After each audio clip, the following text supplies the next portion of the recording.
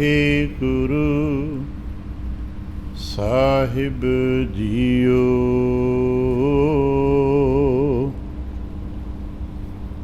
ਮੈਂ ਨਾਹੀ ਕਛ ਹਉ ਨਹੀਂ, ਕਿਛ ਆਹੇ ਨਾ ਮੋਰਾ।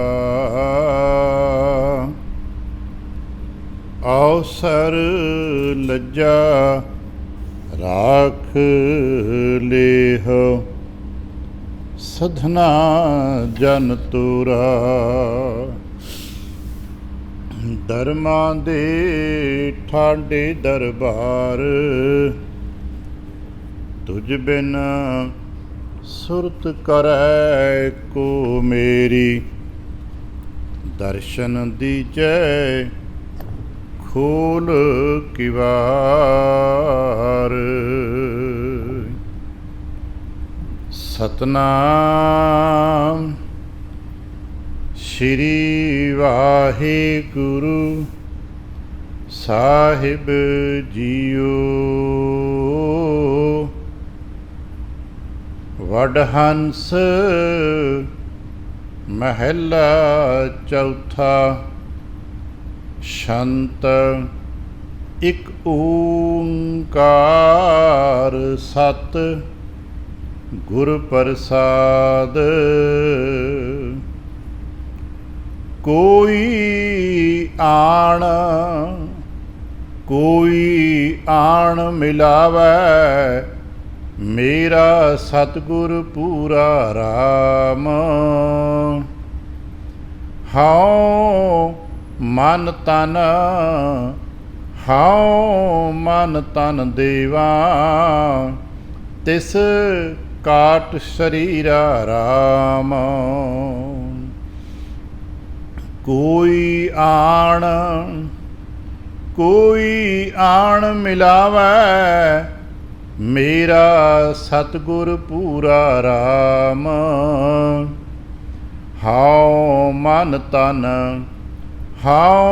ਮਨ ਤਨ ਦੇਵਾ, ਤਿਸ ਕਾਟ ਸਰੀਰਾ ਰਾਮ। ਹਉ ਮਨ ਤਨ ਕਾਟ ਤਿਸ ਦੇਈ, ਜੋ ਸਤਿਗੁਰ ਬਚਨ ਸੁਣਾਏ। ਮੇਰੇ ਮਨ ਬੈਰਾਗ ਭਇਆ ਬੈਰਾਗੀ, ਮਿਲ ਗੁਰ ਦਰਸ਼ਨ ਸੁਖ ਪਾਏ। ਹਰ ਹਰ ਕਿਰਪਾ ਕਰਹੁ ਸੁਖ ਦਾਤੇ, ਦੇਹੁ ਸਤਿਗੁਰ ਚਰਨ ਹਮ ਧੂਰਾ। ਕੋਈ ਆਣ ਮਿਲਾਵੈ, ਮੇਰਾ ਸਤਿਗੁਰ ਪੂਰਾ। ਹਰ ਹਰ ਕਿਰਪਾ ਕਰਹੁ ਸੁਖ ਦਾਤੇ, ਦੇਹੁ ਸਤਿਗੁਰ ਚਰਨ ਹਮ ਧੂਰਾ। ਕੋਈ ਆਣ ਮਿਲਾਵੈ, ਮੇਰਾ ਸਤਿਗੁਰ ਪੂਰਾ। ਵਾਹਿਗੁਰੂ ਜੀ ਕਾ ਖਾਲਸਾ, ਵਾਹਿਗੁਰੂ ਜੀ ਕੀ ਫਤਿਹ। ਸਤਿਗੁਰੂ ਪਾਤਸ਼ਾਹ ਸਾਹਿਬ ਜੀ ਦੇ ਪਾਵਨ ਦਰਬਾਰ ਦੀਆਂ ਹਾਜ਼ਰੀਆਂ ਭਰਦਿਆਂ ਗੁਰੂ ਪਾਤਸ਼ਾਹ ਸਾਹਿਬ ਜੀ ਦੇ ਆਪਣੇ ਹੀ ਨਿਜ ਪਾਵਨ ਸਰੂਪ ਸ਼ਬਦ ਨਾਲ ਚਿੱਤ ਲਾ ਕੇ, ਜਦ ਆਪ ਸਾਵਧਾਨ ਤੇ ਇਕਾਗਰ ਚੀਤ ਹੋਏ ਜੁੜ ਮਿਲ ਬੈਠੇ ਹੋ, ਪਾਤਸ਼ਾਹ ਗੁਰਦੇਵ ਜੀ ਦੀਆਂ ਬੇਅੰਤ ਮਹਿਰਮਤਾਂ ਤੇ ਵਡਿਆਈਆਂ ਜੋ ਸਤ ਸੰਗਤ ਵਿੱਚ ਸਦਾ ਵਰਤਦੀਆਂ ਨੇ, ਆਪ ਉਹਨਾਂ ਦੇ ਸਾਂਝੀ ਤੇ ਧਾਰਨੀ ਹੋਇਓ। ਕਿਰਪਾਲਤਾ ਕਰਨਾ, ਆਪਣੇ ਨਿਰਮਲ ਹਿਰਦੇ ਚੋਂ ਅਰਦਾਸ ਕਰਨਾ, ਜੋ ਗੁਰੂ ਪਾਤਸ਼ਾਹ ਸਾਹਿਬ ਜੀ ਰਹਿਮਤ ਕਰਨਾ, ਪਾਵਨ ਸ਼ਬਦ ਦੀ ਵਿਚਾਰ, ਬੋਲਣ ਦਾ ਤਾਣ ਅਤੇ ਵਿਚਾਰ ਦਾ ਪ੍ਰਵਾਹ ਬਖਸ਼ਣ। ਇੱਕ ਵਾਰ ਆਸੀਸ ਦਿੰਦਿਆਂ ਅੰਮ੍ਰਿਤ ਦ੍ਰਿਸ਼ਟੀ ਪਾ ਕੇ ਜਪਣਾ ਜੀ ਸਤਨਾਮ ਸ਼੍ਰੀ ਵਾਹਿਗੁਰੂ। ਗਰੀਬ ਨਿਵਾਸ ਘਟ ਘਟ ਕੇ ਵਾਸੀ ਸ਼੍ਰੀ ਅਕਾਲ ਪੁਰਖ ਵਾਹਿਗੁਰੂ ਜੀ ਦਾ ਕੋਟਾਨ ਕੋਟ ਸ਼ੁਕਰਾਨਾ, ਜੋ ਸੱਚੇ ਪਾਤਸ਼ਾਹ ਸਾਹਿਬ ਜੀ ਨੇ ਕਿਰਪਾ ਕੀਤੀ ਹੈ। ਸੰਪੂਰਨ ਰਹਿਣ ਆਪਣੇ ਪਿਆਰ ਅਤੇ ਭਾਣੇ ਵਿੱਚ ਬਤੀਤ ਕਰਾਈ ਹੈ। ਅੰਮ੍ਰਿਤ ਵੇਲੇ ਦੀ ਜਾਗ ਬਖਸ਼ਿਸ਼ ਕੀਤੀ ਹੈ। ਇਸ ਵਕਤ ਆਪਣੇ ਹੀ ਪਾਵਨ ਦਰਬਾਰ ਦੀਆਂ ਹਾਜ਼ਰੀਆਂ ਭਰਨ ਦਾ ਸੁਭਾਗ ਬਖਸ਼ਿਆ। ਹਰ ਰੋਜ਼ ਦੀ ਤਰ੍ਹਾਂ ਅੱਜ ਵੀ ਅੰਮ੍ਰਿਤ ਵੇਲੇ ਸੱਚੇ ਸਾਹਿਬ ਦੀ ਬਖਸ਼ਿਸ਼ ਦਾ ਦਰ ਖੁੱਲ੍ਹਿਆ ਅਤੇ ਸਾਡੇ ਵਾਸਤੇ ਉਪਦੇਸ਼ ਅੰਮ੍ਰਿਤ ਰੂਪ ਸ਼੍ਰੀ ਮੁਖਵਾਕ ਦੇ ਰਾਹੀਂ ਪ੍ਰਾਪਤ ਹੋਇਆ। ਅਤੇ ਅੱਜ ਮਹਾਰਾਜ ਨੇ ਸਾਨੂੰ ਫਿਰ ਮੁੜ ਕੇ ਇਸ ਵਿਚਾਰ 'ਤੇ ਟਿਕਾ ਦਿੱਤਾ ਹੈ ਕਿ ਕੋਈ ਜਾਣੈ ਕਵਨ ਇਹਾਂ ਜਗ ਮੀਤ। ਇਹ ਪ੍ਰਸ਼ਨਵਾਚੀ ਤੁਕ ਹੈ, ਭਾਵ ਕੋਈ ਬਿਰਲਾ ਹੀ ਜਾਣਦਾ ਹੈ, ਕੋਈ ਜਾਣਦਾ, ਭਾਵ ਸਾਰੇ ਨਹੀਂ ਜਾਣਦੇ। ਇਸ ਰਹੱਸ ਨੂੰ, ਇਸ ਭੇਤ ਨੂੰ ਅਸੀਂ ਤੁਸੀਂ ਸਾਰੇ ਨਹੀਂ ਜਾਣਦੇ। ਕਹਿਣ ਨੂੰ ਤੁਸੀਂ ਇੱਕ ਦੂਜੇ ਨੂੰ ਸਭ ਨੂੰ ਸੱਜਣ ਮਿੱਤਰ ਕਹਿ ਦਿੰਦੇ ਹੁੰਦੇ ਆ, ਪਰ ਅਸਲੀਅਤ ਵਿੱਚ ਸੱਜਣ ਮਿੱਤਰ ਕੌਣ ਹੈ ਇਹ ਕੋਈ ਬਿਰਲਾ ਹੀ ਜਾਣਦਾ ਹੈ। ਅਤੇ ਸੱਜਣ ਮਿੱਤਰ ਦੀ ਜੋ ਪਹਿਚਾਣ ਮਹਾਰਾਜ ਨੇ ਦਿੱਤੀ ਹੈ ਉਹ ਬੜੀ ਬਾਰੀਕ ਹੈ। ਜਿਨ੍ਹਾਂ ਦੇ ਸੰਦੜਿਆਂ ਦੁਰਮਤ ਵੰਝੈ, ਮਿੱਤਰ ਅਸਾੜੜੇ ਸਈ। ਜਿਨ੍ਹਾਂ ਦੇ ਨਾਲ ਮੁਲਾਕਾਤ ਕਰਨ ਦਿਆਂ ਸਾਡੇ ਪਾਪ ਝੜਦੇ ਹੋਣ, ਵਿਕਾਰ ਮਿਟਦੇ ਹੋਣ, ਦੁਰਮਤ ਵੰਝੈ, ਦੁਰਮਤ ਦੂਰ ਚਲੀ ਜਾਏ।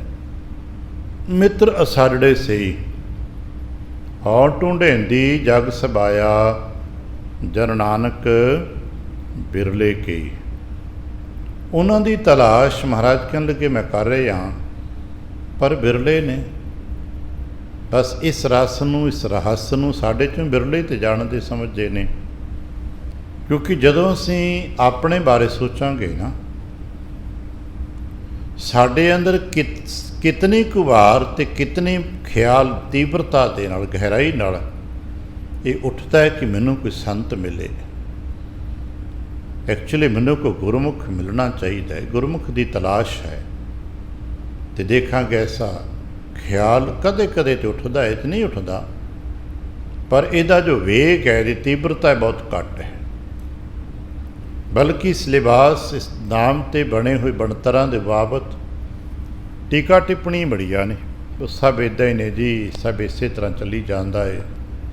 ਇਸ ਖਿਆਲ ਨੇ ਸਾਨੂੰ ਇਤਨਾ ਹਾਵੀ ਸਾਡੇ 'ਤੇ ਖਿਆਲ ਹੋ ਗਿਆ ਹੈ, ਇਸ ਖਿਆਲ ਨੇ ਸਾਨੂੰ ਇਤਨਾ ਨੈਗੇਟਿਵਿਟੀ ਨਾਲ ਭਰ ਦਿੱਤਾ ਹੈ ਕਿ ਅਸਾਂ ਦੀ ਆਪਣੀ ਜੋ ਬਾਰੀਕ ਵਿਚਾਰਧਾਰਾ ਸੀ ਉਸ ਪਤਾ ਹੀ ਨਹੀਂ ਲੱਗਾ ਕਦੋਂ ਛੁੱਟ ਗਈ ਹੈ।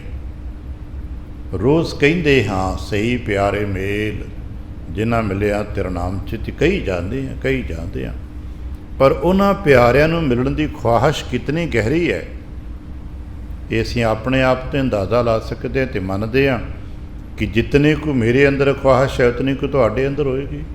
ਪੈਮਾਨਾ ਲਗਭਗ ਇੱਕੋ ਜਿਹਾ ਹੀ ਹੁੰਦਾ ਹੈ, ਕਿਉਂਕਿ ਸੰਸਾਰ ਦੇ ਪ੍ਰਭਾਵ ਦੇ ਨਾਲ ਅਸੀਂ ਸਭ ਪ੍ਰਭਾਵਿਤ ਹਾਂ। ਥੋੜ੍ਹਾ ਬਹੁਤਾ ਜਿਹਨੂੰ ਅਸੀਂ ਆਮ 19 ਕਹਿ ਨੇ ਨਾ, ਕੀ ਫਰਕ ਹੈ, ਔਰ ਇਹੀ ਫਰਕ ਸਾਨੂੰ ਬਹੁਤ ਦੂਰੀਆਂ 'ਤੇ ਲੈ ਜਾਂਦਾ ਹੈ। ਗੁਰਦੇਵ ਕਿਰਪਾ ਕਰਨ ਅਸੀਂ ਰਹੱਸ ਨੂੰ ਜਾਣ ਸਕੀਏ ਕਿ ਜ਼ਿੰਦਗੀ ਨੂੰ ਸਫਲਤਾ ਨਾਲ ਜਿਉਣ ਵਾਸਤੇ ਕਿਸੇ ਸੁਚੱਜੇ ਆਗੂ ਦੀ ਜ਼ਰੂਰਤ ਪੈਂਦੀ ਹੈ। ਕੀ ਘਰ ਵਿੱਚ, ਕੀ ਸਮਾਜ ਵਿੱਚ, ਕੀ ਰਾਜਨੀਤੀ ਵਿੱਚ, ਕੀ ਧਰਮ ਨੀਤੀ 'ਚ। ਅੱਜ ਪਰਿਵਾਰਿਕ ਤੌਰ 'ਤੇ ਅਸੀਂ ਕਿਸੇ ਨੂੰ ਆਗੂ ਮੰਨ ਕੇ ਰਾਜੀ ਨਹੀਂ ਹਾਂ। ਇਹ ਸਾਡੀ ਗਿਆਨ ਧਾਰਾ ਦੀ ਜੋ ਕਸ਼ਮਕਸ਼ ਵਰਤੀ ਹੋਈ ਹੈ, ਨਵੀਨਤਾ ਅਤੇ ਪ੍ਰਾਚੀਨਤਾ ਦੀ, ਪੂਰਬ ਅਤੇ ਪੱਛਮ ਦੀ, ਇਹਦੇ ਵਿੱਚ ਇਹ ਦਵੰਦ ਚੱਲ ਰਿਹਾ, ਦੁਵਿਧਾ ਚੱਲ ਰਹੀ ਹੈ। ਅਸੀਂ ਆਪਣੇ ਪਰਿਵਾਰ 'ਚ ਕਿਸੇ ਇੱਕ ਜੀਅ ਨੂੰ ਮੁਖੀ ਮੰਨ ਕੇ ਰਾਜੀ ਨਹੀਂ ਹਾਂ। हर कोई जी अपने आप 'ਚ खुद मुख्तार है ਤੇ नतीजा हौली हौली परिवार शब्द फिक्का पैंदा जा रहा और ये सच है कि साढ़े ते प्रभाव इतना गहरा वाधता चला जा रहा है कि परिवार शब्द कहंदे अपने आप नूं ही झिझक जी लग पई कि सारे मनदे ते है नहीं, इकट्ठे बहिंदे ते है नहीं, काहदा परिवार है। सिर्फ कहण दीआं गल्लां अबर थोड़े परिवार ने, क्योंकि साढ़े ते पश्चिम का प्रभाव पे ये पश्चिम की चंगियाई की बुराई से टिप्पणी नहीं करनी, पर बहुता हथ बुराई है। परिवार टुटे ने, कल्ले कल्ले रहने व्यक्ति चाह रहे हैं और अज साढ़े घर हर व्यक्ति कला कला रहना सोच रहे हैं। परसनल प्राइवेसी पता नहीं किन्ने को पक्ष मनुख ने बनाए ने। चंगे होणगे पर किसी हद तक, किसी थावां ते चंगे होणगे पर हर थां ते नहीं। पर असां इस नूं अपना लिया। समाजिक तौर पर असीं किसी नूं आगू लीडर मन के राजी नहीं। हर ताकतवर अपने आप लीडर बन के बैठा होया तो कौमी पद्धर ते भी साड़ी ही हालत है, राजनीतिक पद्धर ते साड़ी ही हालत है। नतीजन असीं कौमी धार्मिक पद्धर ते समाजिक पद्धर ते राजनीतिक पद्धर ते बस उस हालात विच जिवें जिस बेड़ी च बंदे ते बहुत सारे बैठे होण पर किसी नूं बेड़ी चलाउणी कोई नहीं आउंदी। मलाह कोई नहीं, जिहदा जी करदा चार चप्पू मार आउंदा है। वो पता लगा कदे अगे चले गए, कदे पिछे चले गए, कदे सज्जे मुड़ गए, कदे खब्बे मुड़ गए। हाँ, बेड़ी चल रही है, कोई दो राय नहीं। मंजिल ते पहुँचेगी इहदा भरोसा कोई नहीं, कि डुब कदों जाएगी ये भी पता कोई नहीं। साड़ी समाजिक धारा, साड़ी समाजिक ढांचा उन्हें हो जा बनिया। आगू विहून कौम हुई है, आगू विहून राजनीतिक मंडल होया पिया है। तो सच ये है कि यही तो महाराज दस रहे हैं कि जिन्ना चिर साडे अंदर व्यक्तिगत तौर पर कोई ऐसी भावना नहीं प्रबल होंदी, समाज में भी इहो जी गल बनी रहनी है। जीवन जीवन वास्ते किसी के मगर ते तुरना पैना है। हाँ, जां समर्थ हो तो अगे ला के तुर पाओ, जे नहीं तो मगर लग जाओ। बस दो ही चीज़ां समाज तुरन वास्ते होंदियां, जां तो आगू बन जाओ तो जां आगू दे मगर तुर पाओ। तो हर कोई बंदा आगू तो नहीं होंदा ना, हर किसी के अंदर लीडर बनने की योग्यता नहीं होंदी। हर कोई बंदा गुरमुख संत भगत नहीं बनता, पर तलाश करनी चाहिए है। चलो असीं बहुते राजनीतिक समाजिक व्याख्यावां इत्थे नहीं करते, बस सानू निजी तौर पर एक ख्याल रखना चाहिए कि भाई मैनू निजी तौर पर किते कोई गुरमुख मिल जाए जिहड़ा मैनू सुचज्जी रूहानियत की अगवाई दे सके। समाजिक ते परिवारक अगवाई लईए कि नहीं पता नहीं मैनू, पर कम से कम रूहानियत अगवाई तो असीं प्राप्त करने की कोशिश करिए। आज जिथे बैठे हाँ, यही सतगुरु नानक की बेहतरीन जुगत है, जिथे बैठिया सुखैन ही सानू परिवारिक समाजिक अगवाइयां मिलदियां ने। इत्थों के शब्द, इत्थों दी साखियां परथाए साखी महापुरख बोलते सांझी सगल जहाने के विस्तार विच हुंदियां ने। इत्थों दी गल्लां दे विचों जे लभण लग पईए तो अपने परिवार के बाबत भी बहुत कुछ मिल जाएगा। समाज वास्ते बहुत कुछ है, अपने वास्ते बहुत कुछ है। बस उन्हां गल्लां नूं असीं तलाशना हुंदा है। पर एक ख्याल अज महाराज ने सानू दिता है भी कोई बिरला जानदा इस गल नूं, इस रहस्य नूं, फिर मैं की करा, निजी तौर पर की करा। अज निजी बेनती है, गुरुदेव किरपा करन, हो सकता साड़ी सारियां दी है कि नहीं पता नहीं, क्योंकि अजे साडे अंदरों इहो जी अरदास निकली है कि नहीं निकली, पर यह अरदास साडे सारिਆਂ ਦੇ अंदरों निकलनी चाहिए है। कोई आण मिलावे मेरा सतगुर पूरा राम। भी कोई ऐसा गुरमुख भगत संत जन मिल जाए जो मैनू मेरे गुरु की संगत तक, मैनू मेरे गुरु के चरणों तक ले जाए। शायद उपज सकती है जे असीं संत दे इस पावन बचन दे पिछली पौड़ी नूं गहरना जो कल वाच रहे सां, जे चिंतन च गहराई च उतर जाए तो शायद ये अरदास सुत्ते सिद्ध निकलेगी। भी गुरु के दर्शन करन दे नाल जीवन मिलदा है। ਜੇ ਇੰਨੀ ਕੁ ਗੱਲ ਹੀ ਸਮਝ ਆ ਜਾਏ ਤੇ ਗੁਰੂ ਨੂੰ ਮਿਲਣ ਲਈ ਤੜਪ ਪੈਦਾ ਹੋ ਜਾਏਗੀ। ਜਿਵੇਂ ਭੋਜਨ ਲਈ ਤੜਪ ਸਾਡੇ ਕੋਲ ਹੈ, ਪਤਾ ਹੈ ਭੋਜਨ ਖਾ ਕੇ ਜੀਵਨ ਮਿਲਦਾ ਹੈ, ਪਾਣੀ ਲਈ ਤੜਪ ਹੈ, ਸਵਾਸਾਂ ਲਈ, ਹਵਾ ਲਈ ਤੜਪ ਹੈ। ਸਾਨੂੰ ਚੰਦ ਪਲ ਭੋਜਨ ਪਾਣੀ ਪ੍ਰਸ਼ਾਦ ਹਵਾ ਨਾ ਮਿਲੇ ਅਸੀਂ ਬਿਲਕਦੇ ਹਾਂ, ਤੜਪਦੇ ਹਾਂ, ਵੱਡੀਆਂ ਕੀਮਤਾਂ ਚੁਕਾਉਣ ਲਈ ਤਿਆਰ ਬੈਠੇ ਹਾਂ, ਪਰ ਅਜੇ ਗੁਰੂ ਨਾ ਮਿਲੇ ਜਾਂ ਅਸੀਂ ਕੋਈ ਕੀਮਤ ਚੁਕਾਉਣ ਲਈ ਤਿਆਰ ਨਹੀਂ ਹਾਂ। ਅਤੇ ਜਿੰਨਾ ਚਿਰ ਕੀਮਤ ਚੁਕਾਉਣ ਲਈ ਕੋਈ ਵਿਅਕਤੀ ਤਿਆਰ ਨਹੀਂ ਹੁੰਦਾ ਉਹਨਾਂ ਚਿਰ ਮਿਲਦਾ ਵੀ ਕੁਛ ਨਹੀਂ ਜੇ।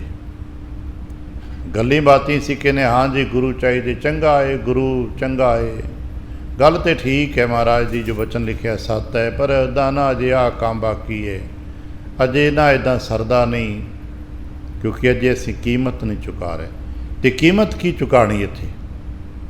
ਬਾਜ਼ਾਰ ਵਿੱਚ ਰੁਪਇਆਂ ਦੀ ਕੀਮਤ ਚੁਕਾਉਣੀ ਹੈ। ਆ ਦੇਖਿਆ ਨਾ ਪਿਛਲੇ ਦਿਨਾਂ 'ਚ ਜਦੋਂ ਸਵਾਸਾਂ ਦੀ ਕਮੀ ਪਈ, ਆਕਸੀਜਨ ਵਾਸਤੇ ਮਾਰੋ ਮਾਰ ਹੋਈ, ਅਤੇ ਇੱਕ ਸਵਾਹ ਦੀ ਕੀਮਤ ਪਤਾ ਲੱਗਾ ਵੀ ਇੱਕ ਸਾਹ ਦੀ ਕੀਮਤ ਕੀ ਹੈ, ਅਤੇ ਲੋਕ ਤੜਪੇ। ਅਤੇ ਕਿਤੇ ਇਸੇ ਤਰ੍ਹਾਂ ਪਤਾ ਲੱਗ ਜਾਏ ਵੀ ਗੁਰੂ ਦੀ ਕੀਮਤ ਕੀ ਹੈ, ਅਤੇ ਸਾਨੂੰ ਅਜੇ ਪਤਾ ਨਹੀਂ। ਭਗਤ ਜਨਾਂ ਨੂੰ ਪਤਾ ਲੱਗਾ ਅਤੇ ਭਗਤ ਜਨ ਬਿਲਕਦੇ ਨੇ, ਤੜਪਦੇ ਨੇ, ਦਿਨ ਰਾਤ ਬੋਲਦੇ ਨੇ। ਪਪੀਹੇ ਨੂੰ ਪਤਾ ਹੈ ਪਾਣੀ ਦੀ ਕੀ ਕੀਮਤ ਹੈ, ਦਿਨ ਰਾਤ ਬੋਲਦਾ ਹੈ ਨਾ। ਸਾਡੇ ਵਰਗੇ ਤਰਕ ਵਾਲੇ ਕਹਿੰਦੇ ਲੈ ਇੰਨੇ ਦਰਿਆ ਭਰੇ ਪਾਣੀ ਦੇ ਪੀਂਦਾ ਕਿਉਂ ਨਹੀਂ? ਠੀਕ ਹੈ, ਦਰਿਆ ਭਰੇ ਨੇ, ਛੱਪੜ ਤਲਾਬ ਭਰੇ ਨੇ। ਹੁਣ ਵੀ ਕਿਤੇ ਬਾਹਰ ਨਿਕਲ ਕੇ ਖੇਤਾਂ ਬਾਗਾਂ ਜਾਣ ਦਾ ਚਲੋ ਹੁਣ ਵਕਤ ਹੀ ਨਹੀਂ ਮਿਲਦਾ, ਜਾ ਕੇ ਦੇਖਾਂਗੇ ਹੁਣ ਵੀ ਪਪੀਹਾ ਬੋਲ ਦੇਗਾ। 2-3 ਦਿਨ ਮੀਂਹ ਨਹੀਂ ਪਿਆ ਨਾ, ਪਪੀਹਾ ਬੋਲਦਾ ਸੁਣਾਈ ਦੇਵੇਗਾ ਸਾਨੂੰ। ਪਤਾ ਕਿਉਂ? ਕਿਉਂਕਿ ਉਹ ਨਦੀ ਵਾਲਾ ਪਾਣੀ, ਦਰਿਆ ਵਾਲਾ ਪਾਣੀ ਪੀ ਨਹੀਂ ਸਕਦਾ। ਕੁਦਰਤ ਨੇ ਉਸ ਨੂੰ ਕਲਾ ਹੀ ਐਸੀ ਪਾ ਦਿੱਤੀ ਹੈ ਕਿ ਉਹ ਜ਼ਮੀਨੀ ਪਾਣੀ ਪੀ ਨਹੀਂ ਸਕਦਾ।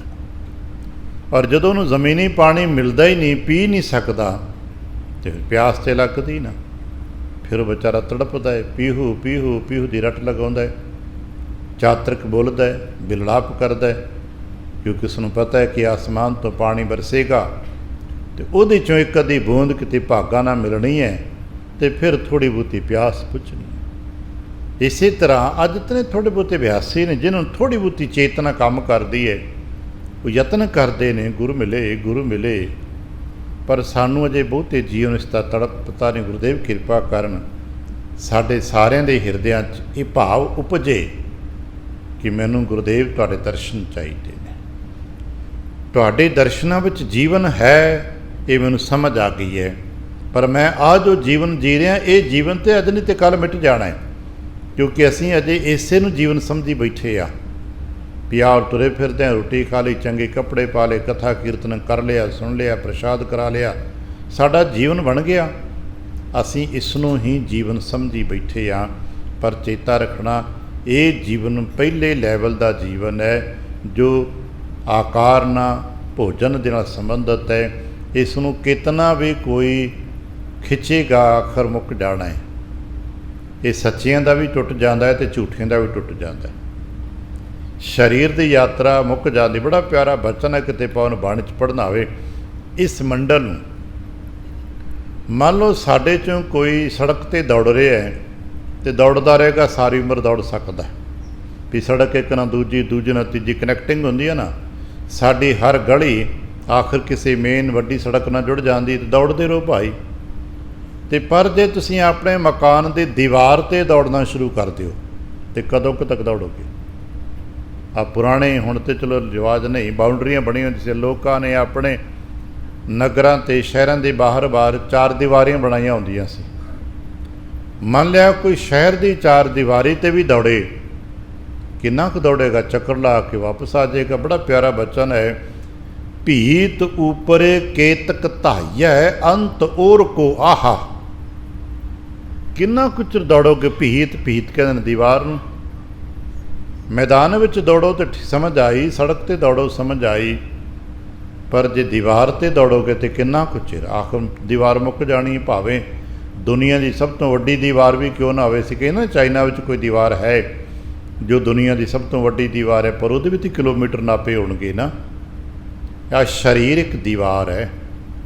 ਇਹ ਸਮਝੀ ਕਦੋਂ ਕੁ ਤੱਕ ਦੌੜੋਗੇ?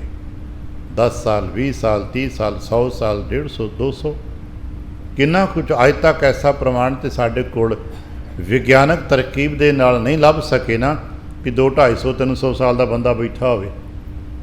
ਸਾਖੀਆਂ ਵਿੱਚ ਹੈ ਕਿ ਹਾਂ ਜੀ ਸਾਧੂ ਬੈਠੇ ਨੇ, ਸਾਖੀਆਂ 'ਚ ਪਰ ਉੱਥੇ ਲੋਕ ਤਰਕ ਉਠਾਉਂਦੇ ਨੇ। ਯੋਗੀਆਂ ਦੇ ਬਾਬਤ ਗੱਲਾਂ ਹੈਗੀਆਂ ਨੇ ਕਿ 100 ਸਾਲ ਤੋਂ ਲੈ ਕੇ 400 ਸਾਲ ਤੱਕ ਦੀਆਂ ਸਾਖੀਆਂ ਹੈਗੀਆਂ ਨੇ, ਪਰ ਫਿਰ ਵੀ ਤੇ ਅੱਜ ਤੇ 400 ਸਾਲ ਵਾਲਾ ਜੋਗੀ ਵੀ ਤੇ ਨਹੀਂ ਮਿਲਦਾ ਨਾ। ਜਿਹੜਾ ਜੋਗੀ ਪਾਤਸ਼ਾਹ ਦਸ਼ਮੇਸ਼ ਨੂੰ ਮਿਲਦਾ ਸੀ 400 ਸਾਲ ਦਾ, ਅੱਜ ਤੇ ਨਹੀਂ ਮਿਲਦਾ ਨਾ। ਜਿਸ ਜੋਗੀ ਦਾ ਜ਼ਿਕਰ ਸੰਤੋਖ ਸਰੋਵਰ ਦੇ ਵਿੱਚ ਕੀਤਾ ਜਾਂਦਾ ਹੈ, ਭਾਵੇਂ ਯੁੱਗਾਂ ਤੱਕ ਬੈਠਾ ਰਿਹਾ ਹੋਵੇਗਾ, ਪਰ ਅੱਜ ਤੇ ਨਹੀਂ ਮਿਲਦਾ ਨਾ। ਇਹਨਾਂ ਗਾਥਾਵਾਂ ਨੂੰ ਕੋਈ ਮੰਨਦਾ ਕਿ ਨਹੀਂ ਮੰਨਦਾ, ਅਸੀਂ ਟਿੱਪਣੀ ਨਹੀਂ ਕਰਦੇ ਇਹਨਾਂ 'ਤੇ, ਪਰ ਸਾਡੇ ਕੋਲ ਗਾਥਾਵਾਂ ਹੈਗੀਆਂ ਨੇ।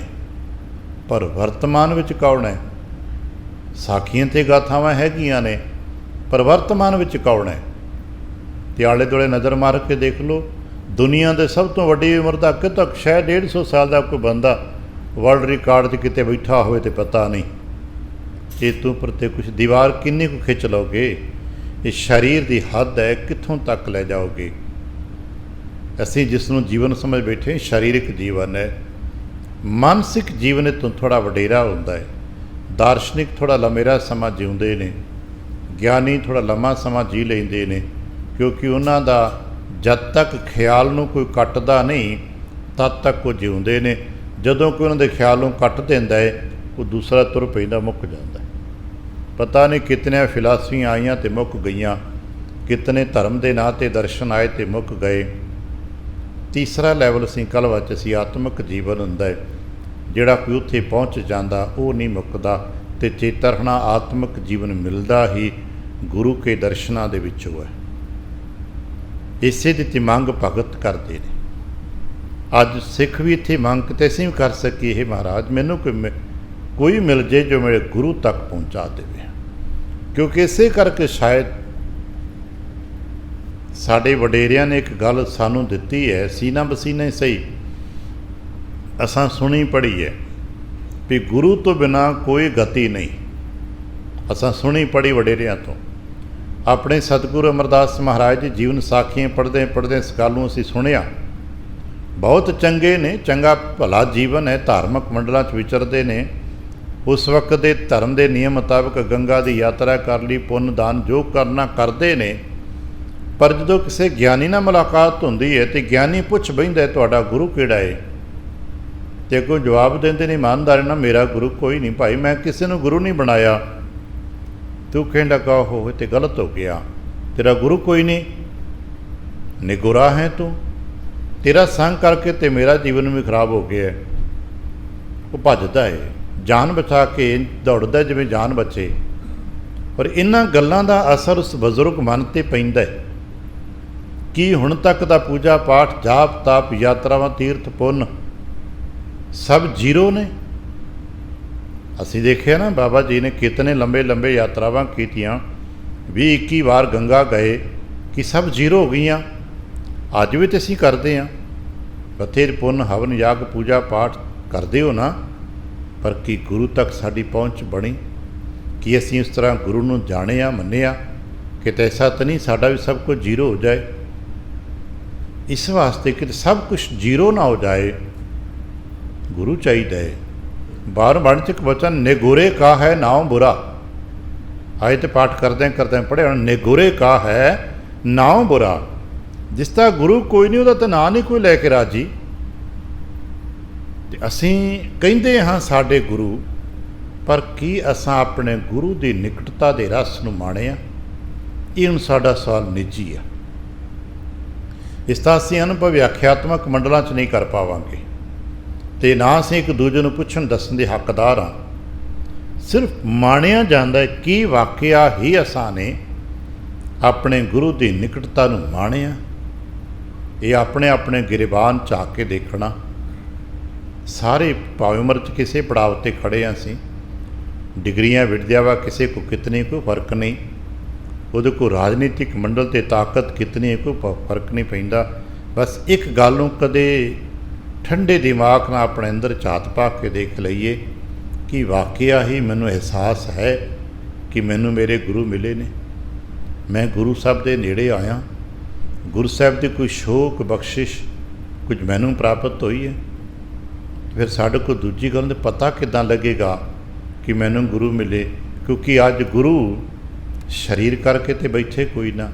ਸ਼ਾਇਦ ਇੱਥੇ ਜੋ ਕੁਐਸਚਨ ਮਾਰਕ ਲੱਗਦਾ ਨਾ, ਸਾਡੇ ਆਲੇ ਦੁਆਲੇ ਸਾਡੇ 'ਚੋਂ ਹੀ ਕੁਝ ਲੋਕ ਨਿਕਲੇ ਨੇ ਜਿਹੜੇ ਇੱਥੇ ਜਾ ਕੇ ਸਰੀਰ 'ਚ ਜੀਵਿਤ ਗੁਰੂ ਦੀ ਤਲਾਸ਼ ਕਰਨ ਤੁਰ ਪਏ। ਇੱਥੋਂ ਜੋ ਉਹਨਾਂ ਨੇ ਡਾਈਵਰਟ ਹੋਏ ਨੇ, ਉਹਨਾਂ ਦੀ ਧਾਰਾ ਇੱਥੋਂ ਜਾ ਕੇ ਬਦਲੀ ਹੈ। ਜਦੋਂ ਪਹਿਲਾਂ ਤੁਰੇ ਚੰਗਾ ਲੱਗਾ, ਇੱਕ ਲੈਵਲ ਆਇਆ, ਗੁਰੂ ਦੀ ਨਿਕਟਤਾ ਦਾ ਖਿਆਲ ਆਇਆ, ਮਿਲਿਆ ਕੁਝ ਨਹੀਂ, ਤੇ ਫਿਰ ਤਲਾਸ਼ ਕਰਨ ਤੁਰ ਪਏ, ਮੈਨੂੰ ਕਿਤੇ ਗੁਰੂ ਮਿਲੇ। ਤੇ ਕੁਝ ਸਿਆਣੇ ਤੇ ਚਾਲਾਕ ਲੋਕ ਜਿਨ੍ਹਾਂ ਦੇ ਕੋਲ ਥੋੜ੍ਹਾ ਬਹੁਤਾ ਗਿਆਨ ਮਤ ਬੁੱਧ ਹੈ ਸੀ, ਉਹਨਾਂ ਕਿਹਾ ਜੀ ਆ ਮੈਂ ਗੁਰੂ ਹਾਂ, ਮੇਰੇ ਕੋਲ ਆ। ਥੋੜ੍ਹਾ ਬਹੁਤਾ ਹਿਪਨੋਟਾਈਜ਼ ਕੇ ਲਈ ਸਮੋਹਨ ਹੈ ਸੀ, ਉਹਨਾਂ ਐਸਾ ਸਮੋਹਿਤ ਕੀਤਾ, ਦੱਸਣ ਲੱਗ ਪਏ, ਮਹਿਸੂਸ ਹੋ ਗਿਆ ਹਾਂ ਜੀ ਸਮੋਹਿਤ ਹੋ ਗਏ, ਇਹ ਗੁਰੂ ਹੈ। ਪਰ ਚੇਤਾ ਰੱਖਣਾ, ਗੁਰਬਾਣੀ ਦੇ ਵਿੱਚ ਗੁਰੂ ਦੇ ਮਿਲਣ ਦੀ ਨਿਸ਼ਾਨੀਆਂ ਨੇ। ਜਿਵੇਂ ਜਿਵੇਂ ਆਪਾਂ ਕਦੇ ਕਦੇ ਕਿਸੇ ਉੱਪਰੀ ਸੜਕ 'ਤੇ ਜਾਣੇ ਨਾ, ਹਾਈਵੇ 'ਤੇ, ਆਪਣੇ ਆਲੇ ਦੁਆਲੇ ਸੜਕਾਂ 'ਤੇ ਪਤਾ ਹੀ ਹੁੰਦਾ ਹੈ।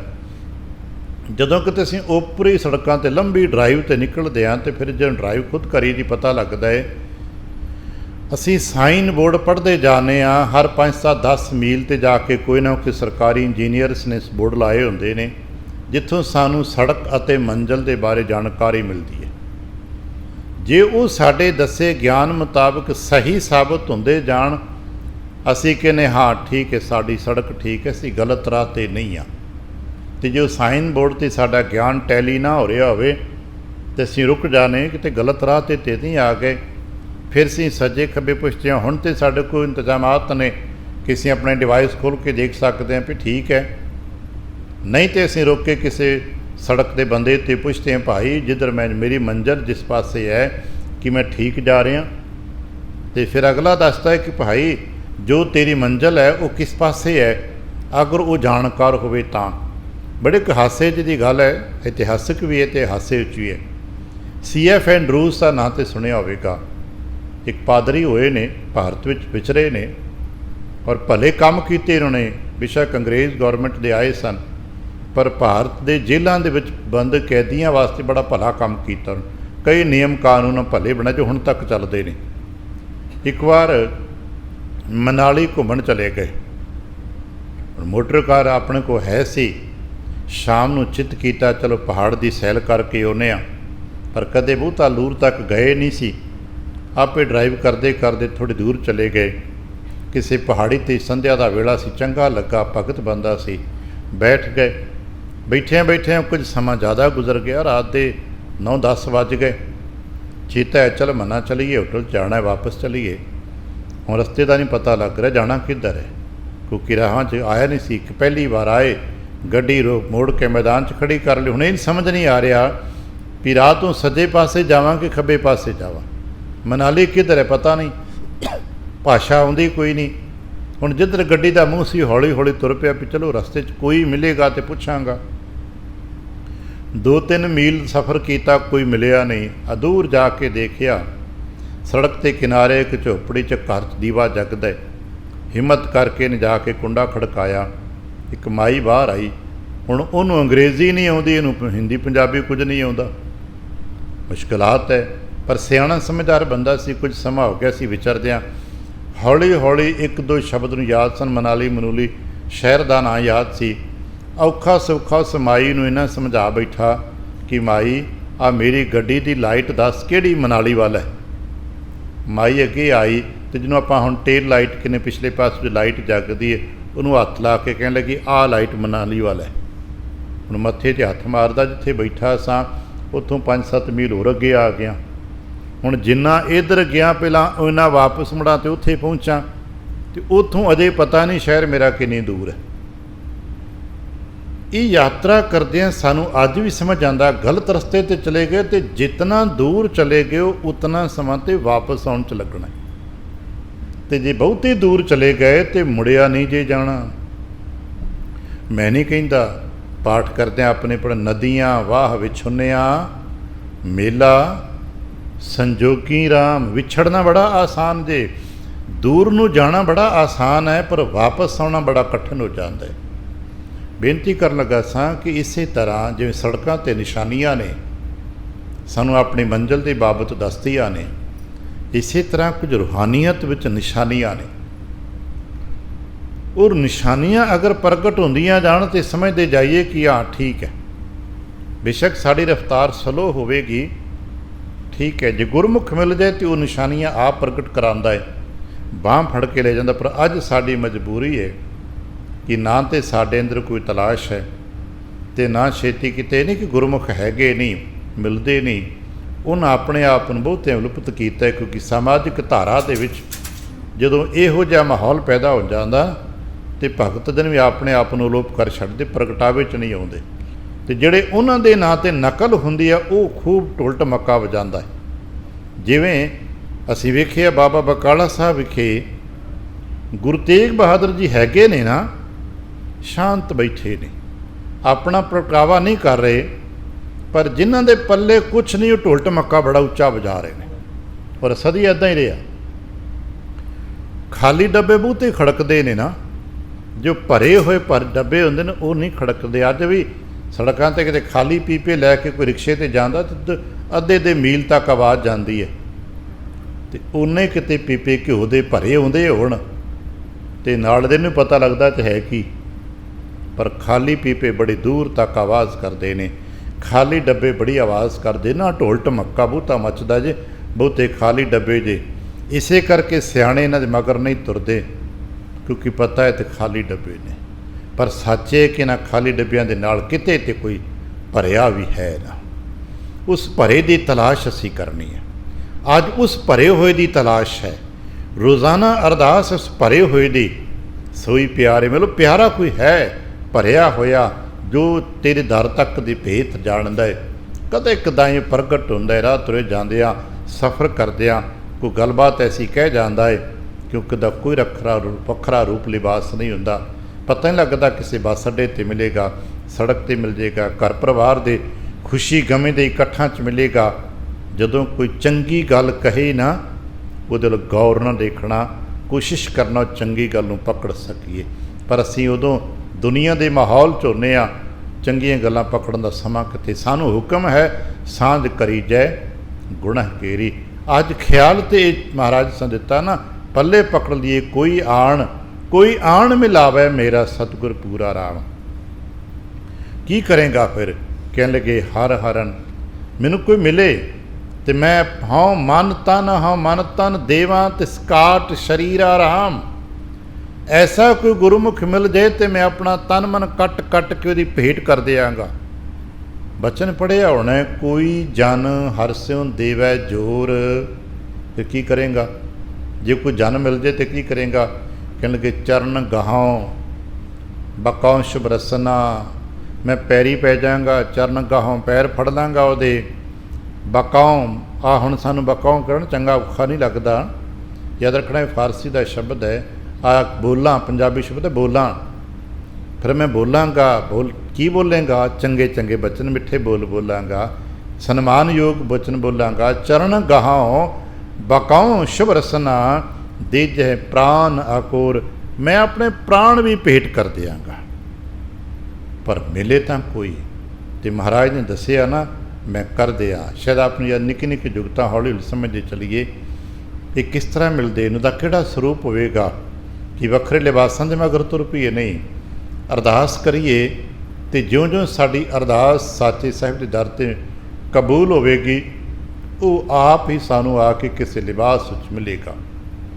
ਅਸੀਂ ਸੁਣਿਆ ਹੈ ਬਾਬਾ ਲਹਿਣਾ ਦੇ ਮਨ ਵਿੱਚ ਨਾਨਕ ਸਤਿਗੁਰੂ ਨੂੰ ਮਿਲਣ ਦੀ ਖੁਆਇਸ਼ ਪ੍ਰਬਲ ਹੋ ਗਈ ਹੈ, ਤੀਬਰ ਹੋ ਗਈ ਹੈ, ਗਹਿਰੀ ਹੋ ਗਈ ਹੈ। ਬਸ ਇਤਨੇ ਮਿਲਾਪ ਦੀ ਖੁਆਇਸ਼ ਸਾਡੇ ਅੰਦਰ ਗਹਿਰੀ ਹੋ ਜਾਏ। ਸਾਡੇ ਅੰਦਰ ਅਜੇ ਆਪਣੇ ਗੁਰੂ ਨੂੰ ਮਿਲਣ ਦੀ ਖੁਆਇਸ਼ ਇਤਨੀ ਗਹਿਰੀ ਨਹੀਂ ਹੋਈ। ਕਿਸੇ ਤੁਰੇ ਜਾਂਦੇ ਰਾਹ ਜਾਂਦੇ ਹੋਏ ਟਿੱਕੇ ਕੇ ਨਹੀਂ ਭਈ ਮੈਂ ਤੇ ਗੁਰੂ ਨੂੰ ਮਿਲ ਕੇ ਆਉਣਾ, ਤੁਸੀਂ ਬੈਠੋ। ਆਪਣੇ ਸੰਗ ਨੂੰ ਕਰਤਾਰਪੁਰ ਦੇ ਬਾਹਰ ਡੇਰਾ ਕਰਨ ਲਈ ਕਹਿ ਕੇ ਕਹਿੰਦੇ ਮੈਂ ਮਿਲ ਕੇ ਆਉਣਾ। ਲੋਕ ਆਪਣੇ ਭੋਜਨ ਪ੍ਰਸ਼ਾਦੇ ਆਹਰ 'ਚ ਲੱਗ ਗਏ ਨੇ, ਇਹ ਘੋੜੇ 'ਤੇ ਸਵਾਰ ਹੋਏ ਨੇ, ਨਗਰ ਵੱਲ ਚਲੇ ਗਏ। ਸਾਖੀ ਸਾਰਿਆਂ ਅਸੀਂ ਬਹੁਤ ਵਾਰ ਸੁਣੀ ਪੜ੍ਹੀ ਹੈ। ਰਾਹ 'ਚ ਜੋ ਬਾਬਾ ਮਿਲੇ ਹੈ ਨਾ, ਉਹ ਗੁਰਮੁਖ ਹੈ, ਉਹ ਗੁਰਮੁਖ ਰੂਪ ਹੈ। ਯਾਦ ਰੱਖਣਾ, ਪਤਾ ਨਹੀਂ ਗੁਰੂ ਕਿਹੜੇ ਰੂਪ ਸਾਨੂੰ ਆ ਕੇ ਮੱਤ ਦੇਣਗੇ। ਪਹਿਚਾਨ ਸਾਨੂੰ ਨਹੀਂ ਹੈ, ਇਹਨਾਂ ਨੂੰ ਪਹਿਚਾਨ ਨਹੀਂ ਹੈ ਕਿ ਗੁਰੂ ਨਾਨਕ ਇਹੀ ਨੇ, ਪਰ ਇਹ ਦੇਖਦੇ ਨੇ ਕਿ ਸਿਆਣੀ ਉਮਰ ਦੇ ਬਜ਼ੁਰਗ ਬੰਦੇ ਨੇ। ਪੁੱਛਦੇ ਨੇ, ਬਾਬਾ ਮੈਂ ਇੱਥੇ ਗੁਰੂ ਨਾਨਕ ਨੂੰ ਮਿਲਣਾ ਹੈ, ਆ ਟਿਕਾਣਾ ਉਹਨਾਂ ਦਾ ਆਪ ਨੂੰ ਪਤਾ ਹੈ? ਕਹਿਣ ਲੱਗੇ ਹਾਂ ਮੈਨੂੰ ਪਤਾ ਹੈ। ਮਿਲਣਾ ਹੀ? ਕਹਿਣ ਲੱਗੇ ਹਾਂ। ਤੇ ਚੱਲ ਫਿਰ ਮੈਂ ਲੈ ਚੱਲਦਾ। ਬਸ ਇੱਥੇ ਕਿ ਸਾਨੂੰ ਇੱਕ ਪਲਾਂ ਦਾ ਸਮਾਂ ਹੁੰਦਾ ਹੈ ਭਰੋਸਾ ਕਰਨਾ ਕਿ ਨਹੀਂ ਕਰਨਾ। ਅਗਰ ਕੋਈ ਗੁਰੂ ਦੀ ਗੱਲ ਕਰੇ ਤਾਂ ਅਸੀਂ ਭਰੋਸਾ ਕਰਾਂਗੇ ਕਿ ਨਹੀਂ ਕਰਾਂਗੇ। ਬਾਜ਼ਾਰ ਵਿੱਚ ਕੋਈ ਗੱਲ ਕਰਦਾ ਅਸੀਂ ਭਰੋਸਾ ਕਰਦੇ ਕਿ ਨਹੀਂ ਕਰਦੇ। ਸਾਡੇ ਕੋਲ ਕੁਝ ਮਿੰਟ ਹੁੰਦੇ ਨੇ, ਸ਼ਾਇਦ ਸਿਆਣੇ ਮੰਨਦੇ ਨੇ ਮਿੰਟ ਵੀ ਨਹੀਂ ਹੁੰਦੇ, ਕੁਝ ਪਲ ਹੀ ਹੁੰਦੇ ਨੇ ਹਾਂ ਜਾਂ ਨਾ ਕਰਨ ਵਾਸਤੇ। ਪਰ ਬਹੁਤੇ ਚੇਤਨ ਮਨੁੱਖ ਜਾਣਦੇ ਨੇ ਪਹਿਲੇ ਕੁਝ ਸਕਿੰਟਾਂ ਦੇ ਵਿੱਚ ਤੁਹਾਡੇ ਅੰਦਰ ਇੱਕ ਜਵਾਬ ਪ੍ਰਗਟ ਹੁੰਦਾ ਹੈ, ਉਹ ਠੀਕ ਹੁੰਦਾ ਹੈ, ਪਰ ਉਹ ਤੋਂ ਅਗਲਾ ਜਵਾਬ ਗਲਤ ਹੁੰਦਾ ਹੈ। ਕਿਉਂਕਿ ਅਸੀਂ ਇੰਨੇ ਚੇਤਨ ਨਹੀਂ ਹੁੰਦੇ ਕਿ ਪਹਿਲੇ ਜਵਾਬ ਨੂੰ ਪਕੜ ਸਕੀਏ। ਅਸੀਂ ਫਿਰ ਦਿਮਾਗ ਦੇ ਨਾਲ ਘਾਟੇ ਵਾਧੇ ਮੁਤਾਬਕ ਸੋਚਣ ਲੱਗ ਪਏ ਨੇ, ਠੀਕ ਬੋਲਦਾ, ਮਿਲਿਆ ਤੇ ਕੁਝ ਹੈ ਨਹੀਂ, ਚੰਗਾ ਬੋਲਦਾ, ਬਸ ਸ਼ੁਰੂ ਹੋ ਜਾਂਦਾ ਕੰਮ ਫਿਰ ਦੁਨੀਆ ਦੀ ਕਹਾਣੀ ਦਾ। ਫਿਰ ਗੱਲਾਂ ਸਕਿਪ ਹੋ ਜਾਂਦੀਆਂ ਨੇ। ਇਹਨਾਂ ਨੇ ਕਿਹਾ ਹਾਂਜੀ ਮਿਲਣਾ ਹੈ। ਉਹਨੇ ਕਿਹਾ ਚੱਲ। ਕਿਸੇ ਦੇ ਮਗਰ ਤੁਰਨਾ ਬੜਾ ਕਠਿਨ ਹੈ, ਬਸ ਇਹੀ ਜ਼ਰੂਰਤ ਹੈ। ਕਿਸੇ ਨੂੰ ਸਮਰਪਿਤ ਹੋ ਕੇ ਮਗਰ ਤੁਰਨਾ ਬਹੁਤ ਕਠਿਨ ਹੈ ਔਰ ਬਹੁਤ ਲਾਹੇਵੰਦ ਹੈ। ਕਠਿਨ ਬਹੁਤ ਐਸੇ ਕਰਕੇ ਗੁਰਮੁਖਾਂ ਦੀ ਸੇਵਾ, ਭਗਤਾਂ ਦੀ ਸੇਵਾ, ਸਾਧੂਆਂ ਦੀ ਸੇਵਾ, ਗੁਰੂ ਦੀ ਸੇਵਾ ਮਹਾ ਕਰੜੀ ਹੁੰਦੀ ਹੈ, ਪਰ ਹੁੰਦੀ ਲਾਹੇਵੰਦ ਹੈ। ਉਹਨਾਂ ਕਿਹਾ ਤੈਨੂੰ ਨਾਨਕ ਗੁਰੂ ਨੂੰ ਮਿਲਣਾ ਹੀ? ਕਹਿਣ ਲੱਗੇ ਜੀ ਹਾਂ ਮਿਲਣਾ ਹੈ। ਤੁਸੀਂ ਮੈਨੂੰ ਰਾਹ ਦੱਸ ਸਕਦੇ ਹੋ? ਨਹੀਂ ਮੈਂ ਤੇ ਪਹੁੰਚਾ ਦਿਆਂਗਾ। ਜੋ ਉਹਨੇ ਵਾਗ ਪਕੜ ਲਈ ਹੈ, ਅਤੇ ਵਾਗ ਪਕੜਨ ਦਾ ਮਤਲਬ ਪਤਾ ਕੀ ਹੈ? ਇਹਨੂੰ ਕਾਬੂ 'ਚ ਕਰ ਲਿਆ, ਇਹਦੇ ਘੋੜੇ ਨੂੰ ਕਾਬੂ 'ਚ ਕਰ ਲਿਆ। ਜਿਸੇ ਹੱਥ ਵਾਗ ਹੈ, ਘੋੜਾ ਦੇ ਕਾਬੂ ਵਿੱਚ ਹੈ। ਬਸ ਅਸੀਂ ਵੀ ਕਿਤੇ ਆਪਣੀ ਵਾਗ ਇਸ ਤਰ੍ਹਾਂ ਗੁਰਮੁਖ ਨੂੰ ਪਕੜਾ ਸਕੀਏ, ਪਰ ਅਸੀਂ ਭਰੋਸਾ ਹੀ ਨਹੀਂ ਕਰਦੇ। ਹੁੰਦਾ ਹੀ ਨਹੀਂ ਸਾਡੇ ਤੋਂ। ਸਾਡਾ ਸੰਚੰਚਲ ਮਤ, ਸੰਸਾਰ ਦੇ ਮਤ ਅਤੇ ਪਾਏ ਹੋਏ ਧੋਖੇ ਜੋ ਅਸਾਂ ਖਾਧੇ ਹੋਏ ਨੇ ਲੋਕਾਂ ਤੋਂ, ਉਹ ਸਾਨੂੰ ਕਿਸੇ ਗੁਰਮੁਖ 'ਤੇ ਟਿਕਣ ਨਹੀਂ ਦਿੰਦੇ। ਇਹਨਾਂ ਨੇ ਆਪਣਾ ਭਰੋਸਾ ਕਰ ਲਿਆ, ਟਿਕਾਓ ਲੈ ਲਿਆ, ਅਤੇ ਉਸਨੇ ਵਾਗ ਪਕੜੀ ਹੈ। ਵਾਗ ਪਕੜੀ ਇਸ ਧਰਮਸ਼ਾਲਾ ਦੇ ਸਨਮੁਖ ਲੈ ਜਾਂਦਾ ਹੈ ਕਿ ਭਾਈ ਇੱਥੇ ਘੋੜੀ ਬੰਨ੍ਹ ਦੇ, ਇੱਥੇ ਜੋੜਾ ਲਾ ਦੇ, ਇਸ ਚੁਬੱਚੇ 'ਚੋਂ ਹੱਥ ਮੂੰਹ ਧੋ ਲੈ ਅਤੇ ਅੰਦਰ ਚਲਾ ਜਾ। ਜਿਨ੍ਹਾਂ ਨੂੰ ਤੂੰ ਮਿਲਣ ਆਇਆ ਉਹ ਅੰਦਰ ਤੈਨੂੰ ਮਿਲਣਗੇ। ਯਾਦ ਰੱਖਣਾ, ਅੱਜ ਵੀ ਜੋੜਾ 'ਤੇ ਲਾ ਦਿੱਤਾ ਜਾਂਦਾ ਹੈ। ਆਪਣੀ ਘੋੜੀਆਂ ਤਸਾਂ ਬੰਨ੍ਹ ਦਿੱਤੀਆਂ, ਅਸਾਂ ਚੁਬੱਚੇ 'ਚੋਂ ਹੱਥ ਮੂੰਹ ਵੀ ਧੋ ਲਿਆ, ਪਰ ਅੰਦਰ ਆਈਏ ਪਰ ਉੱਤੇ ਭਰੋਸਾ ਹੀ ਨਹੀਂ ਕੀਤਾ। ਅਸੀਂ ਆਪਣੀ ਮਰਜ਼ੀ, ਹਿਕਮਤ, ਮਤ, ਬੁੱਧ, ਬਲ, ਜ਼ੋਰ ਨਾਲ ਆਏ ਹਾਂ ਨਾ। ਅਸੀਂ ਇੱਥੇ ਕੁਝ ਕਰਨ ਆਏ ਹਾਂ, ਇਸ ਕਰਕੇ ਇੱਥੇ ਆ ਕੇ ਵੀ ਅਸੀਂ ਕਈ ਵਾਰ ਸੱਖਣੇ ਰਹਿ ਜਾਂਦੇ ਹਾਂ। ਇੱਥੇ ਕੁਝ ਕਰਨਾ ਆਈਏ, ਇੱਥੇ ਮਿਲਣ ਆਈਏ। ਅਸੀਂ ਇੱਥੇ ਕੁਛ ਨਾ ਕੁਛ ਕਰਨ ਆਏ ਹਾਂ, ਅਤੇ ਕਰਨ ਜਦੋਂ ਆਇਓ ਤਾਂ ਕਿਰਤ ਹੈ, ਉਹ ਤਾਂ ਸਾਡਾ ਕਿਰਤ ਕਰਮ ਹੋ ਜਾਏਗਾ। ਅਸੀਂ ਕਿਰਤ ਕਰਮ ਕਰਨ ਆਏ ਹਾਂ, ਕਿਰਤ ਕਰਮ ਕਰਾਂਗੇ। ਕਿਰਤ ਕਰਮ ਦਾ ਫਾਇਦਾ ਜਾਂ ਨੁਕਸਾਨ ਜੋ ਵੀ ਇਹ ਘਾਟਾ ਵਾਧਾ ਲੈ ਕੇ ਜਾਵਾਂਗੇ। ਸਤ ਸੰਗਤ ਵਿੱਚ ਕੁਛ ਕਰਨ ਨਹੀਂ ਆਈਦਾ, ਇੱਥੇ ਕੁਛ ਹੋ ਜਾਏ ਉਹਦੇ ਵਾਸਤੇ ਆਈਦਾ ਹੈ। ਮੇਰੇ ਨਾਲ ਕੁਛ ਹੋ ਜਾਏ। ਦਾਰਸ਼ਨਿਕ ਲੋਕ ਕਹਿੰਦੇ ਨੇ ਸੰਗਤ ਵਿੱਚ ਆ ਕੇ ਬੈਠੇ ਹੋ ਨਾ, ਤੁਸੀਂ ਕੰਮ ਕਰੋਗੇ, ਅਤੇ ਜਦੋਂ ਪੁੱਛਣ ਵੀ ਹਾਂ ਕੀ ਕਰੀਏ, ਕਹਿਣਗੇ ਹੁਣ ਤੁਸੀਂ ਕੁਛ ਨਾ ਕਰਿਓ, ਬਸ ਤੁਸੀਂ ਮਿਹਰਬਾਨੀ ਕਰਕੇ ਤੁਸੀਂ ਕੁਛ ਨਾ ਕਰਿਓ। ਜਿਵੇਂ ਕਿਸੇ ਬੇੜੀ 'ਚ ਬੈਠੇ ਹੋ ਕਿ ਸ਼ਾਇਦ ਆਪਣੇ ਪਤਾ ਨਹੀਂ ਕਿਸੇ ਨੇ ਦਰਿਆਵਾਂ ਦੀ ਬੇੜੀਆਂ 'ਚ ਬਹਿ ਕੇ ਸਫ਼ਰ ਕੀਤਾ ਕਿ ਨਹੀਂ ਕੀਤਾ। ਜਦੋਂ ਦਰਿਆਵਾਂ ਦੀ ਬੇੜੀਆਂ 'ਚ ਬਹਿ ਕੇ ਸਫ਼ਰ ਕਰੀਦਾ ਨਾ, ਅਤੇ ਮੱਲਾ ਕਹਿੰਦੇ ਨੇ ਬਸ ਬਹਿ ਜਾਇਓ, ਸੱਜੇ ਖੱਬੇ ਬਹੁਤਾ ਹਿਲਿਓ ਨਾ, ਬੇੜੀ ਡੋਲਦੀ ਹੈ। ਜਿੱਥੇ ਬਹਿ ਗਏ ਟਿਕ ਕੇ ਬੈਠੇ ਰਹੋ। ਜੇ ਬਹੁਤਾ ਹਿਲਜੁਲ ਕਰੋਗੇ ਤਾਂ ਬੇੜੀ ਡੋਲਦੀ, ਫਰਕ ਪੈਂਦਾ ਹੈ। ਜਿੱਥੇ ਬੈਠੇ ਹੋ ਬੈਠੇ ਰਹੋ। ਹੁਣ ਤੁਸੀਂ ਕੁਝ ਨਹੀਂ ਕਰਨਾ, ਜੋ ਕਰਨਾ ਮਲਾਹ ਨੇ ਕਰਨਾ ਹੈ। ਮਲਾਹ ਚਲਾਏਗਾ, ਉਹਨੂੰ ਪਤਾ ਹੈ ਕਿਵੇਂ ਚੱਲਣ। ਸੰਗਤ ਵਿੱਚ ਆ ਗਏ ਹੋ ਅਤੇ ਡੋਲਦੇ ਕਿਉਂ ਫਿਰਦੇ ਹੋ? ਮਨ ਕਰਕੇ ਵੀ ਡੋਲਦੇ ਫਿਰਦੇ ਹਾਂ, ਅਤੇ ਤਨ ਕਰਕੇ ਵੀ ਅਸੀਂ ਡੋਲਦੇ ਫਿਰਦੇ ਹਾਂ। ਚਾਹੀਦਾ ਤਾਂ ਇਹ ਹੈ ਕਿ ਸੰਗਤ ਵਿੱਚ ਆ ਗਏ ਟਿਕ ਜਾਈਏ। ਦਾਰਸ਼ਨਿਕ ਲੋਕ ਕਹਿੰਦੇ ਨੇ ਤੇਰੇ ਕੋਲ 10 ਇੰਦਰੀਆਂ ਨਾਲ ਸੰਬੰਧਿਤ ਸਰੀਰ ਹੈ ਨਾ, 10 ਇੰਦਰੀਗਤ ਸਾਡਾ ਸਰੀਰ ਹੈ। ਤਿੰਜ ਕਰ ਜਿਤਨੀਆਂ ਸਰੀਰਕ ਇੰਦਰੀਆਂ ਨੂੰ ਇੱਥੇ ਤੂੰ ਸ਼ੂਨਤਾ ਵੱਲ ਲੈ ਜਾ ਸਕੇ ਉਨਾ ਹੀ ਚੰਗਾ। ਟਿਕ ਕੇ ਬਹਿ ਜਾ, ਬਸ ਜੋ ਕੁਦਰਤੀ ਕੰਮ ਹੋ ਰਿਹਾ, ਸਵਾਸ ਆ ਰਹੇ ਨੇ, ਬਸ ਇੰਨਾ ਹੀ ਆਉਣ ਦੇ, ਬਸ ਹੋਰ ਕੁਛ ਨਾ ਕਰ। ਤੂੰ ਮਨ ਦੀ ਕੋਈ ਕਲਪਨਾ ਵੀ ਨਾ ਬਣਾ, ਕੋਈ ਵੱਖਰਾ ਜਾਪ ਵੀ ਇੱਥੇ ਨਾ ਕਰ। ਸ਼ਾਇਦ ਇਸੇ ਕਰਕੇ ਸਾਡੇ ਵਡੇਰਿਆਂ ਸਾਨੂੰ ਲਿਖ ਕੇ ਦਿੱਤਾ ਹੈ ਕਿ ਕੀਰਤਨ ਹੋ ਰਿਹਾ ਹੋਵੇ ਤੇ ਤੂੰ ਵੱਖਰਾ ਪਾਠ ਨਾ ਕਰੀ। ਲਿਖਿਆ ਨਾ ਸਾਡੀ ਮਰਿਆਦਾ 'ਚ ਵੀ ਦਰਬਾਰ ਵਿੱਚ ਇੱਕ ਵਕਤ ਇੱਕੋ ਹੀ ਕੰਮ ਹੋਵੇ, ਕੀਰਤਨ ਹੋਵੇ, ਪਾਠ ਹੋਵੇ ਜਾਂ ਕਥਾ ਹੋਵੇ। ਇਹ ਨਹੀਂ ਕਿ ਇੱਕ ਗੁਟਕਾ ਸਾਹਿਬ ਲੈ ਕੇ ਪਾਠ ਕਰ ਰਿਹਾ, ਦੂਜਾ ਕੀਰਤਨ ਕਰ ਰਿਹਾ, ਤੀਜਾ ਕਥਾ ਕਰ ਰਿਹਾ। ਇਹ ਮੇਲਾ ਥੋੜ੍ਹਾ ਹੈ। ਬਾਜ਼ਾਰਾਂ 'ਚ ਮੇਲੇ 'ਚ ਹੋਵੇਗਾ, ਆਪਣੀ ਢਫਲੀ ਤੇ ਆਪਣਾ ਰਾਗ ਵਜਾਵਾਂਗੇ। ਇੱਥੇ ਐਸਾ ਨਹੀਂ ਹੈ। ਇੱਥੇ ਜੋ ਹੋ ਰਿਹਾ ਹੈ ਉਹੀ ਹੋਵੇ ਤੇ ਤੂੰ ਆਇਆ ਤੇ ਆ ਕੇ ਚੁੱਪਚਾਪ ਸ਼ਾਮਲ ਹੋ ਜਾ। ਇੱਥੇ ਮਿਲ ਜਾ, ਇੱਥੇ ਮਿਲਣ ਲਈ ਆਏ ਹਾਂ। ਇੱਥੇ ਕੀਰਤਨ ਹੋ ਰਿਹਾ ਹੈ, ਬਸ ਸੁਣੋ। ਕਥਾ ਹੋ ਰਹੀ ਹੈ, ਸੁਣੋ। ਪਾਠੀ ਪਾਠ ਕਰ ਰਿਹਾ, ਸੁਣੋ। ਅਸੀਂ ਤਾਂ ਐਗਜ਼ਾਮਨਰ ਬਣ ਕੇ ਇੱਥੇ ਬਹੁਤੇ ਆਉਂਦੇ ਹਾਂ, ਖਿਮਾ ਕਰਨਾ, ਸਿੱਖ ਬਣ ਕੇ ਆਉਂਦੇ ਨੇ, ਪਰ ਬਹੁਤੇ ਜੀ ਤੇ ਟੀਕਾ ਟਿੱਪਣੀ, ਤਰਕ ਵਿਤਰਕ, ਅਸੀਂ ਇਸ ਕੰਮ ਲਈ ਬਹੁਤਾ ਆਉਂਦੇ ਹਾਂ। ਇਹ ਭਾਈ ਨੇ ਕੀ ਕੀਤਾ, ਇਹ ਤਾਂ ਕਿੱਦਾਂ ਬੰਦਾ ਬੈਠਾ ਸੀ, ਲੈ ਇਹਨੂੰ ਤਾਂ ਬਹਿਣ ਦਾ ਵੀ ਚੱਜ ਨਹੀਂ। ਅਸੀਂ ਇਹੀ ਕੁਝ ਕਰਦੇ ਆਉਂਦੇ ਹਾਂ। ਨਾ ਭਾਈ, ਅਸੀਂ ਇਸ ਕੰਮ ਲਈ ਨਹੀਂ ਆਏ। ਹੋ ਸਕਦਾ ਉਹਦੇ ਸਰੀਰ ਦੀ ਕੋਈ ਮਜਬੂਰੀ ਹੋਵੇ, ਨਹੀਂ ਬੈਠ ਸਕਿਆ, ਕਿਸ ਤੇ ਸਰੀਰ ਨਹੀਂ ਕੰਮ ਕਰਦਾ, ਚੌਕੜੀ ਨਹੀਂ ਲੱਗਦੀ, ਕੋਈ ਗੱਲ ਨਹੀਂ। ਮੈਨੂੰ ਕੀ ਇਤਰਾਜ਼ ਹੈ? ਕਿਸੇ ਤੋਂ ਨਹੀਂ ਝੁਕਿਆ ਜਾਂਦਾ, ਉਹ ਮੱਥਾ ਠੀਕ ਤਰ੍ਹਾਂ ਤੇਰੇ ਵਾਂਗ ਨਹੀਂ ਟੇਕ ਪਾਇਆ, ਕੀ ਇਤਰਾਜ਼ ਹੈ? ਉਹ ਬੈਂਚ 'ਤੇ ਬਹਿ ਜਾਏਗਾ, ਉਹਨੇ ਖੜੇ ਖੜੇ ਨੇ ਸਿਰ ਝੁਕਾਤਾ ਹੈ, ਕੀ ਇਤਰਾਜ਼ ਹੈ? ਕਰਨ ਦੇ, ਬਸ ਤੂੰ ਹੁਣ ਕੁਛ ਨਾ ਕਰ, ਟਿਕ ਜਾ। ਸਤਿਗੁਰ ਮਿਲਿਆ ਫਿਰ ਕੀ ਹੋਏਗਾ? ਕਹਿਣਗੇ ਮਰੈ ਮੰਦਾ। ਪਹਿਲੀ ਨਿਸ਼ਾਨੀ ਤੈਨੂੰ ਮਿਲੇਗੀ ਕਿ ਤੇਰੇ ਅੰਦਰੋਂ ਬੁਰਾਈਆਂ ਕੱਟਣ ਲੱਗ ਪੈਣਗੀਆਂ। ਜਿਉਂ-ਜਿਉਂ ਤੇਰੇ ਅੰਦਰੋਂ ਬੁਰਾਈਆਂ ਕੱਟਣਗੇ, ਸਤਿਗੁਰ ਮਿਲਿਆ ਮਰੈ ਮੰਦਾ ਹੋਵੇ ਗਿਆਨ ਵਿਚਾਰੀ ਜੀਓ। ਦੂਜੀ ਨਿਸ਼ਾਨੀ ਉਹ ਹੈ ਕਿ ਤੈਨੂੰ ਗਿਆਨ ਦੀ ਪਕੜ ਹੋਣ ਲੱਗ ਪਏਗੀ, ਗਿਆਨ ਦੀ ਸਮਝ ਆਉਣ ਲੱਗ ਪਏਗੀ। ਆ ਬਹੁਤ ਵਾਰ ਅਸੀਂ ਕਹਿੰਦੇ ਹਾਂ, ਭਾਈ ਸਾਹਿਬ ਕੀਰਤਨ ਕਰਦੇ, ਸ਼ਾਇਦ ਲੰਮੇਰਾ ਸਮਾਂ ਹੋ ਗਿਆ, ਅੱਜ ਵੀ ਕਿਤੇ ਕੋਈ ਮਹਿੰਗੀ ਬਾਣੀ ਦੇ ਸ਼ਬਦ ਪੜ੍ਹਦੇ ਤੇ ਸਾਡੇ ਸਿਰਾਂ ਤੋਂ ਲੰਘ ਜਾਣਾ ਹੈ। ਉਹੀ 10 20 50 100 ਸ਼ਬਦ ਜੋ ਅਸੀਂ ਸੁਣੇ ਰਟੇ ਨੇ, ਉਹ ਪੜ੍ਹਨ ਤੇ ਅਸੀਂ ਪੜ੍ਹਦੇ ਹਾਂ। ਜੇ ਕਿਤੇ ਕੋਈ ਨਵਾਂ ਸ਼ਬਦ ਲੈ ਕੇ ਆ ਜਾਣ ਤਾਂ ਅਸੀਂ ਕਹਿੰਦੇ ਇਹ ਕਿਹੜਾ ਸ਼ਬਦ ਹੈ, ਕਿੱਥੋਂ ਆਇਆ? ਬੇਸ਼ੱਕ ਸਾਡੇ ਡਿਵਾਈਸ ਨੇ, ਸਭ ਕੁਝ ਹੈਗਾ, ਲੱਭਦਿਆਂ ਲੱਭਦਿਆਂ ਅੱਧਾ ਸ਼ਬਦ ਲੰਘ ਜਾਂਦਾ ਹੈ। ਉਹ ਭਾਈ ਇੱਥੇ ਕੋਈ ਲੱਭਣ ਨਹੀਂ ਆਏ, ਸੁਣਨ ਆਏ ਹੋ। ਉਸ ਧੁਨ ਨੂੰ ਸੁਣੋ ਜੋ ਗੁਰ ਸ਼ਬਦ 'ਚੋਂ ਪ੍ਰਗਟ ਹੋ ਰਹੀ ਹੈ। ਆਪਣੇ ਧਿਆਨ ਨੂੰ ਗੁਰ ਸ਼ਬਦ ਦੀ ਧੁਨ ਵਿੱਚ ਟਿਕਾਓ। ਧੁਨ ਮਹਿ ਧਿਆਨ, ਧਿਆਨ ਮਹਿ ਜਾਣਿਆ ਹੋਣਾ ਹੈ। ਪੜ੍ਹਿਆ ਇੱਥੇ ਕੁਝ ਨਹੀਂ ਨਾ, ਪੜ੍ਹਨ ਵਾਸਤੇ ਵੱਖਰਾ ਸਮਾਂ ਸਾਡੇ ਕੋਲ। ਆਏ ਹਾਂ ਸੁਣਨ ਵਾਸਤੇ, ਹਾਂ ਵੱਖਰਾ ਸਮਾਂ, ਜਗ੍ਹਾ ਇੰਤਜ਼ਾਮਾਤ ਹੋਏ ਨੇ, ਉੱਥੇ ਬੈਠ ਕੇ ਪੜ੍ਹੋ। ਪਰ ਇੱਥੇ ਕੀਰਤਨ ਸੁਣੋ, ਸੁਣੀਏ ਕੀਰਤਨ। ਮਹਾਰਾਜ ਕਹਿਣ ਲੱਗੇ ਫਿਰ ਗਿਆਨ ਦੀ ਸਮਝ, ਗਿਆਨ ਦੀ ਪਕੜ ਆਉਣ ਲੱਗ ਪਏਗੀ। ਗੁਰੂ ਦਾ ਗਿਆਨ ਅੰਦਰ ਵਸਣ ਲੱਗ ਪਏਗਾ। ਗੁਰੂ ਦੇ ਪ੍ਰਤੀ ਧਿਆਨ ਅਸਾਂ ਰੱਖਣਾ ਹੈ, ਧਿਆਨ ਅਸਾਂ ਨੇ ਰੱਖਣਾ ਹੈ ਤੇ ਗਿਆਨ ਗੁਰੂ ਨੇ ਦੇਣਾ ਹੈ। ਅਸੀਂ ਆਪਣਾ ਗਿਆਨ ਲੈ ਕੇ ਬੈਠੇ ਹੋਏ, ਯਾਦ ਰੱਖਣਾ ਅਸਾਂ ਨੇ ਸਿਰਫ ਆਪਣਾ ਧਿਆਨ ਰੱਖਣਾ ਹੈ ਕਿ ਮੇਰੇ ਮਨ 'ਚ ਕੋਈ ਨਿੰਦਾ ਦਾ ਖਿਆਲ ਨਾ ਆ ਜਾਏ, ਮੇਰੇ ਮਨ 'ਚ ਕੋਈ ਮਾੜਾ ਖਿਆਲ ਨਾ ਆ ਜਾਏ। ਅਸਾਂ ਸਿਰਫ ਧਿਆਨ ਰੱਖਣਾ ਹੈ। ਅਤੇ ਅਸੀਂ ਧਿਆਨ ਕਾਹਦਾ ਰੱਖਦੇ ਹਾਂ? ਅਸੀਂ ਕਿਤੇ ਤਿਰਕੁਟੀ ਤੇ ਨਾਭੀ ਤੇ ਪਤਾ ਨਹੀਂ ਕਿੱਥੇ ਧਿਆਨ ਲਾ ਕੇ ਬੈਠੇ ਹਾਂ। ਇੱਥੇ ਉਹ ਧਿਆਨ ਨਹੀਂ ਲਾਉਣਾ, ਇੱਥੇ ਇਹ ਧਿਆਨ ਰੱਖਣਾ ਹੈ ਕੋਈ ਮੰਦਾ ਖਿਆਲ ਅੰਦਰ ਨਾ ਆਵੇ।